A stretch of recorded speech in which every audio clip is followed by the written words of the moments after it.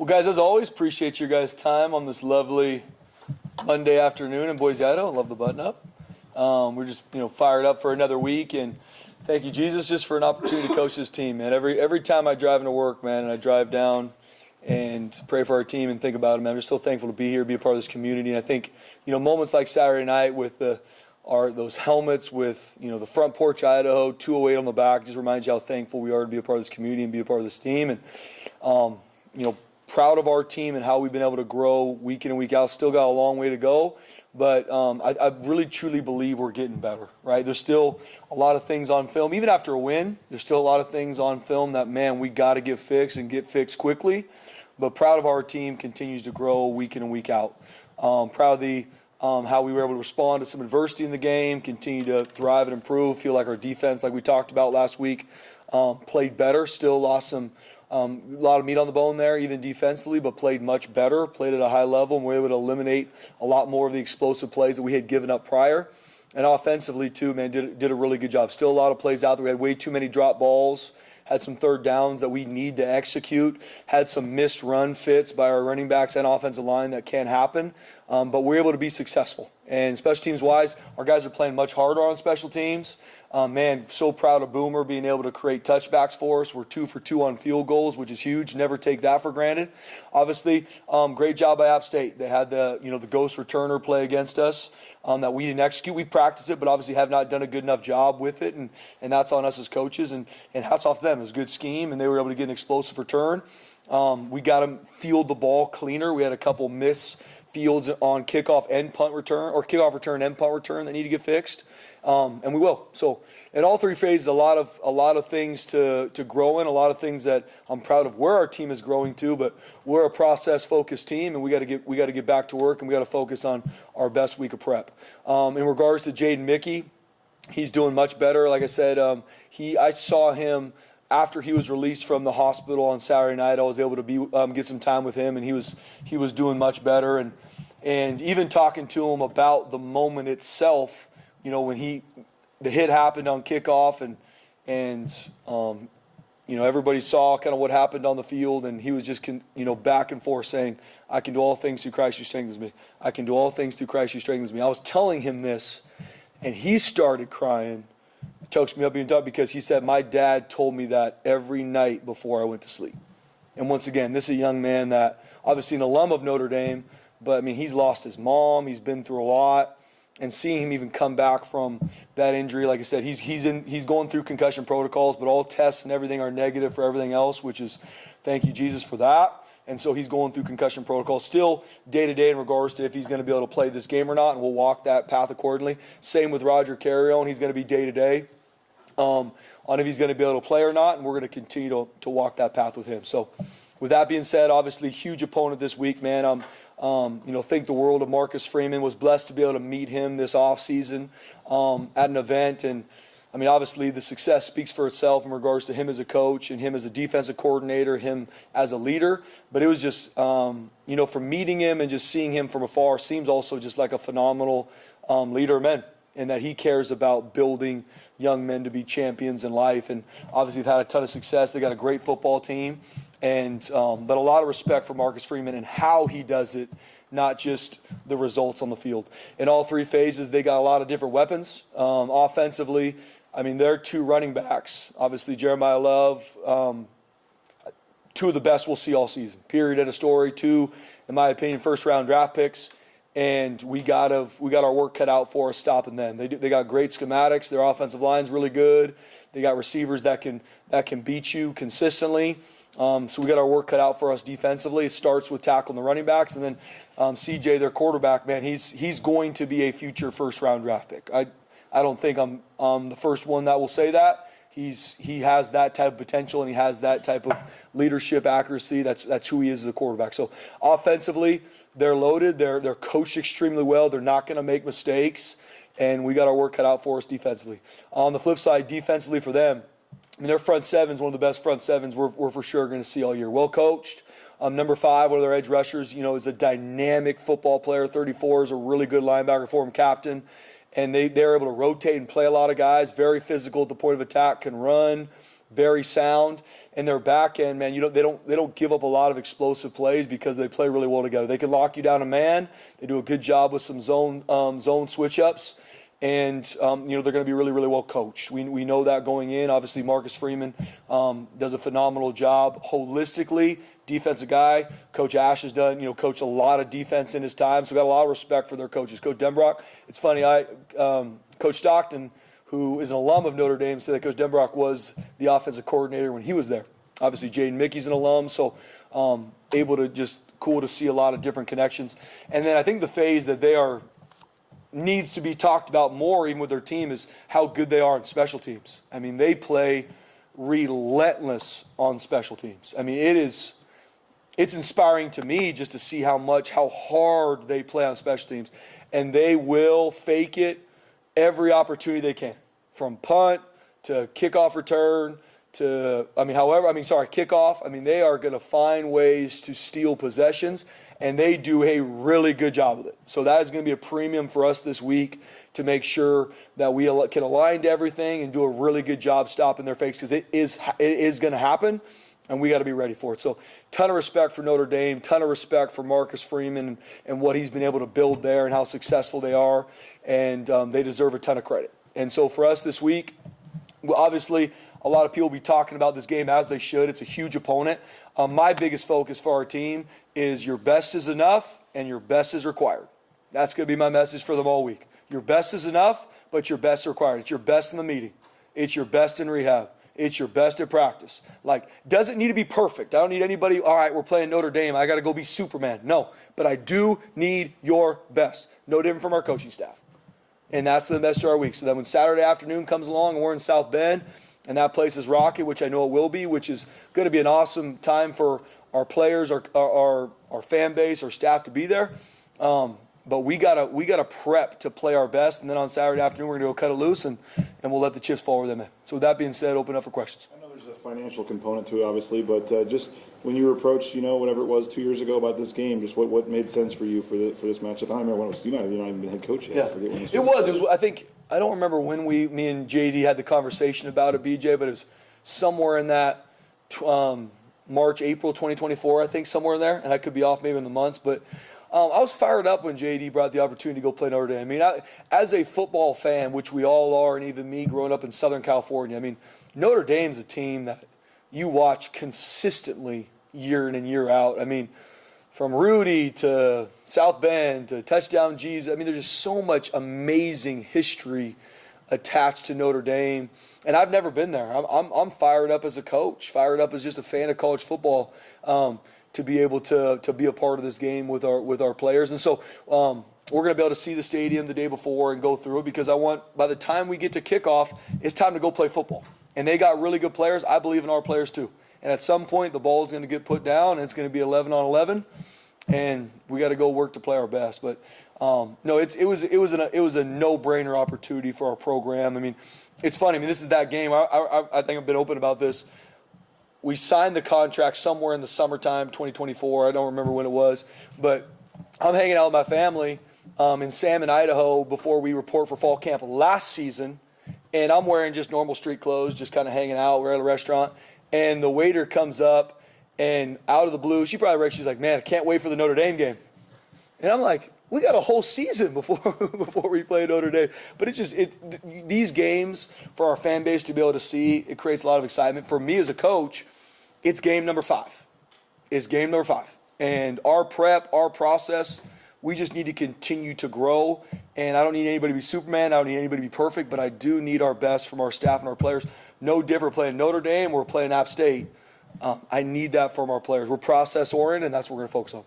Just going back to Jaden real quick, there was an update sent out yesterday, and it said he'd returned to his normal functional abilities.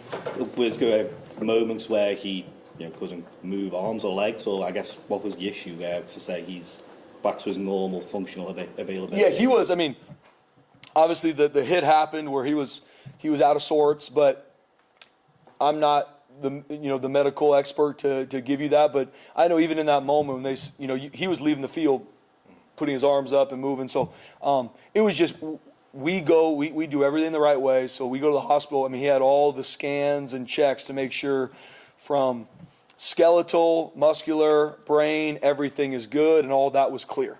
And so that's why now we are in concussion protocols. And he's doing much better. He's going through a lot right now in the training room and riding the bike and going through all of our concussion protocols that are mandated through the NCAA, which are a good thing to protect players. Obviously, concussion protocol, you have to, let it do its thing. Yep. But, how badly do you see him wanting to get back, especially for this game? Yeah, I've as an alum, he's fired up to be able to go play this game. But I had a conversation with him and his dad, even the night after, like, we are going to protect Jaden. We're going to walk this path. We are going to always put our players' health and care in front of them going to play football, right? Period, end of story. And so we're going to, if that means he doesn't play, that means he doesn't play. We're going to put the young man in front of him playing football. Obviously, as an alum of Notre Dame, he loves Notre Dame. He loves a lot of those teammates are still there of his, but he had an injury, and we got to walk this path the right way. Even if he doesn't pass protocol later on in the week, I'm assuming he's going on. He's coming with us no matter what. Yeah, absolutely. Good question, bro. There were a couple helmets that flew off in that game. I know you guys had those were brand new helmets, right? Because you're going to auction them off, whatever. Was there some issue with the helmets, or? Good question, BJ. I mean, we got to do both sides. I think we got to make sure they're correct from an equipment standpoint, and then obviously I'm going to have a conversation with our players today, making sure that they have the right air in them, they're strapped up the right way, because we had 5 or 6 helmets pop out in the game that can't happen. We got to keep our guys safe. Was that the scariest moment? Is that a coach's worst nightmare with you Saturday on that field than having to go to the hospital? Yeah. I mean, whenever a player gets hurt, man, I mean, your heart just drops, especially in the moment when you don't exactly know what's happening. All injuries are brutal, right? Even when you see that it's a leg or something, it's brutal. First off, because you care about the kid and you know how much they put into work and prep to play a violent game. I mean, that's the reality of this. Especially in that moment with Jaden, you don't know, right? I mean, you just don't know. And not that my mind went negative, but I immediately started praying, because outside of that, I couldn't do anything. I believe that prayer works, but outside of that, that's all I went to, because those are scary moments. And my heart dropped because I love that young man. I know how much he's poured into this football program to play. And in that moment, those are hard. Absolutely, Johnny. Those are hard moments. How do you attempt to stop Jeremiah Love? He's been pretty much a monster all season long. Yeah. How do you attempt to stop or contain him? Yeah. I mean, I was talking to a coach that played against him. He said the second you think you got him, all of a sudden you look up and it's first down again. Right? I think that speaks to who Jeremiah Love is, right? I mean, he's extremely hard. I mean, he's going to be a top 10 football pick, top 10 draft pick, and that's earned and deserved. Elite catching the football, too. An elite receiver, had 2 catching touchdowns last weekend. He's extremely hard to get down, very, very quick on his feet, strong, powerful, so he can go through you if you're high, but he also can one cut and he can get out, and it's gone. So, I mean, we got to practice our tail off. I mean, it's going to be really, really hard to simulate that in practice, but we got to do our best as a defensive staff, making sure we continue to work how we leverage these formations, right? They're going to give you a lot of different formations in 11 and 12. We got to leverage formations. We got to do a good job tackling low and finding a way to get him on the ground. Jeremiah Love's going to get his, right? You go into a game with elite football players, there's not a schematic call that all of a sudden is going to take Jeremiah Love out of the game. It's not. We got to play sound, we got to play discipline, and we got to be relentless. This cannot be a one tackler type game. We got to gang tackle Jeremiah Love because he's an elite football player.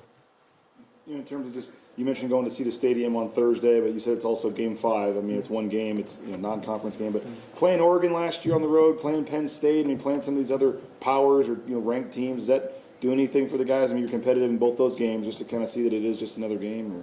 Yeah, BJ, I think every year's a new year, though. And I was thinking even this week, yesterday, and thinking about Oregon and Penn State, but we got a bunch of guys that they watched that game on TV because they weren't even a part of this team.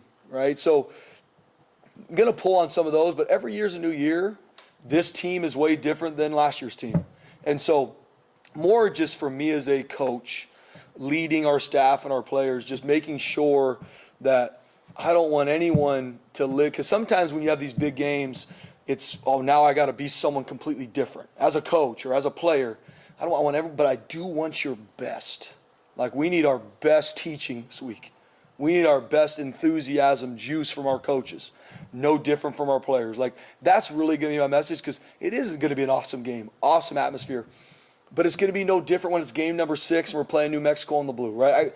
I'm so process-oriented that it's all process over outcome, that I believe that's how you can be consistent. Now, I don't have any idea how Saturday afternoon is going to go in South Bend, but that's my message. Because just the reality, there's going to be, well, this week, coach, I'm ready to give you my all. It's like, I needed your all last week, right? Like, I need your all 2 weeks. Like, no, I want your best. You come to Boise State, you are going to be held to high standard to give your best every single meeting, every single practice. And then when it comes to the game, go cut it loose. However the game goes on Saturday, we're going to still learn and grow from however it happens, because we're going to be focused on our process. We saw Breezy warming up in pregame Saturday. Is it safe to say he's close to returning? He is. Yeah, as of right now, he should be able to go through all of practice and be able to compete. What that looks like for him in the game, just even in regards to reps, we'll see with the 3 guys right now that have done a good job. But he's worked his tail off to get back and get healthy. And as of right now, he should be able to practice and be available. 4 games in, Spencer, how well do you feel like you know your team? I mean, you only know once the Bulls start flying, and now you've had 4 opportunities to watch them on game day. So how well do you feel like you know your team at this point? Yeah, Jay, I think I have learned a lot about our team, but still learning every single day. And I think that's what I try to always be as a coach, because I think the second you feel like this is who we are, it can change in a moment, right? Positive or negative. Oh, man, we're a team that is this way. And you just assume that, but don't continue to uphold that standard or celebrate those habits, that can waver quickly, right? So, but I've learned a lot about our team. I've seen our team grow week in week. I've seen our team play with high effort and high mentality. I've seen our team respond to adversity. I've seen us not, but I've seen us do those things. So who are we going to be week in, week out? That's why so much, almost to BJ's question, I'm just about our process and our growth, staff and players. That's what I do.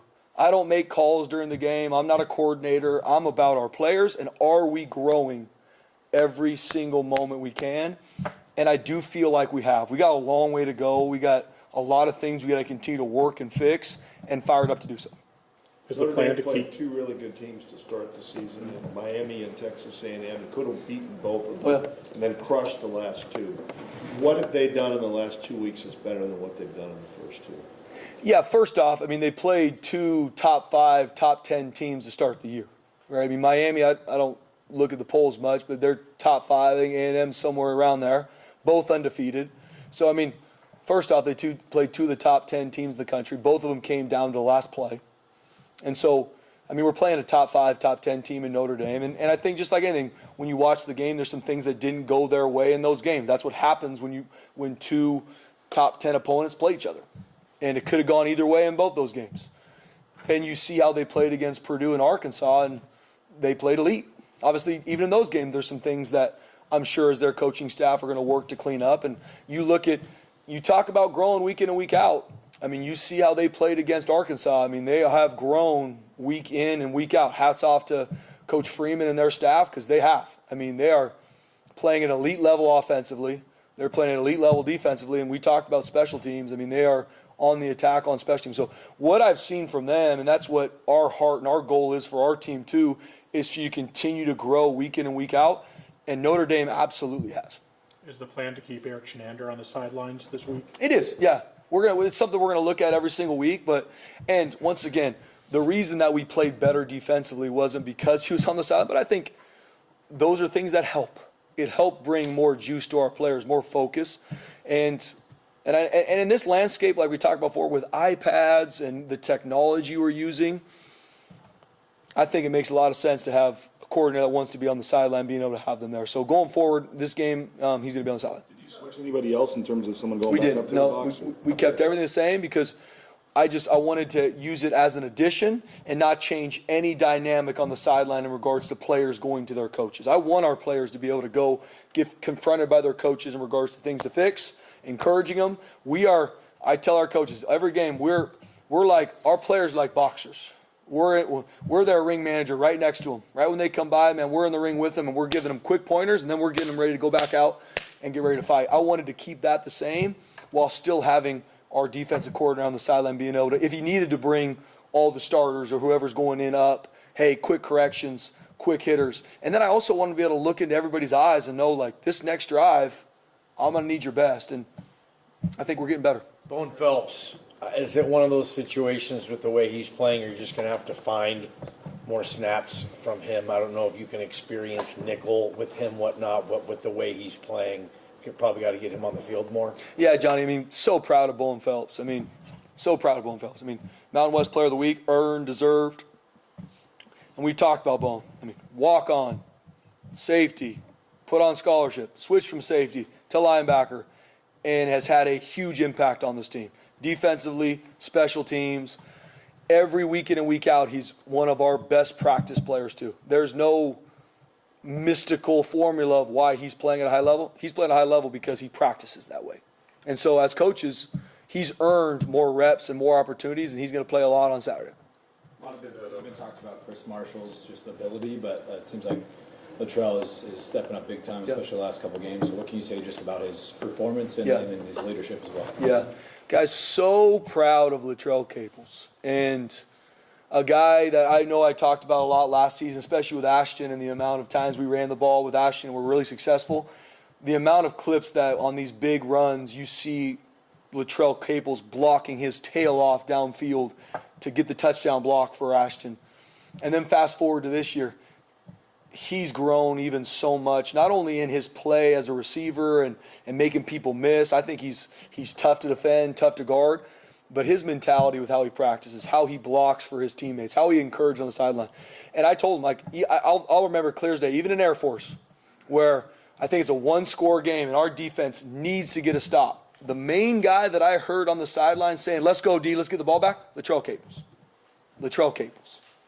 Because he cares about his team, and it always works this way. The guys that love and care about their team get a lot of individual recognition. Latrell Caples, whatever, how many yards he had on Saturday, 2 touchdowns, earned and deserved. When it comes to Latrell, I was talking to him after Air Force game, and he says he's in the wide receiver room letting everybody know, like, and you guys, the way you guys run your offense, like, it's oftentimes it comes down to a receiver block of whether it's going to be a 10-yard gain or a 70-yard gain or whatever. Compared to Latrell, like, that first got here, and when did it click for him? Because he seems, what does it speak to the developmental process? Because, I mean, he's so different, like, not different, but just, he's grown a lot. Yeah, no question. I mean, Latrell Caples, I mean, my heart and goal for this program, built different, our culture means building champions on and off the football field. And I think Latrell Caples is a perfect example of that. And Latrell Caples, but that's a two-way street, right? You have to want your life to be changed. You have to want to become the best version of yourself for it to work here. And Latrell Caples, that's him. And a guy that pours into his team, pours into growing to be the best version of himself. I mean, I backtracked to whatever it is 2 years ago where we're going out to do a summer workout and he tears his Achilles. Man, that's hard. A young man that football is everything to him and it gets ripped from you, it's hard. And seeing him battle back from the Achilles injury, find a way to go through spring ball, have a great season last year, coming into his senior year, continue to pour into his own development, his teams. I mean, I can sit up here all day because he's earned me talking about. He's earned the accolades because he's not only an elite football player for us. I believe whatever Latrell Caples does after this, he plays in the NFL, he doesn't, he's going to be an elite human being in this life, and that is what makes me so proud. Guys like Latrell, but even like Chris Marshall, contested catch. Quentin Brown, contested catch. How cool is that? Ben pretty fierce going over the middle. I know there were a couple of drops in the game, but in terms of like going up and making a play on the ball, I felt like it was one of the better performances by that receiver group as a whole in a little while. What did you see out of that? Yeah, agreed. I think obviously the coach in me, we got to fix the drops, right? We got to the details of my assignment, especially as we continue to grow. Like we can't have those. Those are pivotal moments in the game. But proud of how our guys are making the contested catch. Right? We're going to play Notre Dame. They're going to play man coverage. They got really good defensive backs. they're going to be able to lock our guys up if we don't find a way to make contested catches. And I'm proud of how they were able to do that much better on Saturday night. And so proud of Quentin Brown, man. True freshman, going out there, big-time catch, breaks his nose. And I joke with him, like, he's probably never going to have to buy another dinner in Boise, Idaho as long as he lives. When he leaves and his face is bloody and he looks up and goes like this, the sidelines go crazy. I'm like, legend, it's already over, man. Where are we going to go from here now, brother? You know, I mean, he's a great young man. It's been cool to see we got a lot of freshmen playing. Right, and you're going to continue to even see more. There's some guys continuing to get better that we got to play and develop them. But no, I'm proud of that group as a whole. Obviously, as a coach, there's still a lot of meat on the bone in regards to where we can get them to, and they got to play. They got to prep to play their best this weekend. I know you don't like stats, but Coach Casey has one of the best PFF run blocking grades in the country, and also just overall blocking. Just what can you say just about him as overall as an offensive player? Yeah. I mean, I've talked about Cage a lot. Cage is one of the few offensive linemen we've had here where he's a captain, voted on by his teammates, because it's not just about, for Cage, it's not just about him playing well, him being an NFL draft pick 10 months from now. It's him helping the team. And that makes the entire team look up to him, respect him. Yes, because of a skill set that he has that he's worked to achieve. But he's an elite teammate. He loves his team. The amount of conversations that me and him have in my office about what he can do more, how he can lead better, how he can have an impact, it's because he loves his team. And he's playing at an elite level. I mean, I believe he's going to be one of the top offensive linemen taken because I see him work every single day, and then I see him how he plays. You mentioned C.J. Carr. I mean, a freshman, but doesn't look like a freshman. What impresses you most about him? Yeah, first off, he can make every throw. He's extremely athletic, can run, can make every throw. But for a freshman, I'm extremely impressed with his decision making.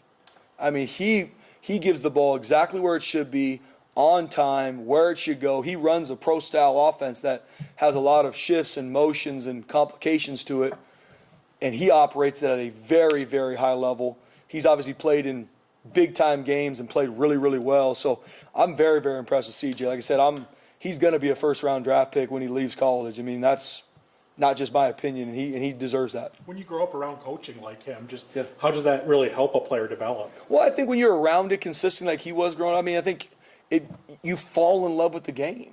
You fall in love with what it takes to play this game, where it's not just going out there and throwing the football. Like, he understands coverages. He understands how a defense is leaning and what you're getting and how to take advantage of it. He understands it, right? He's hard to throw off.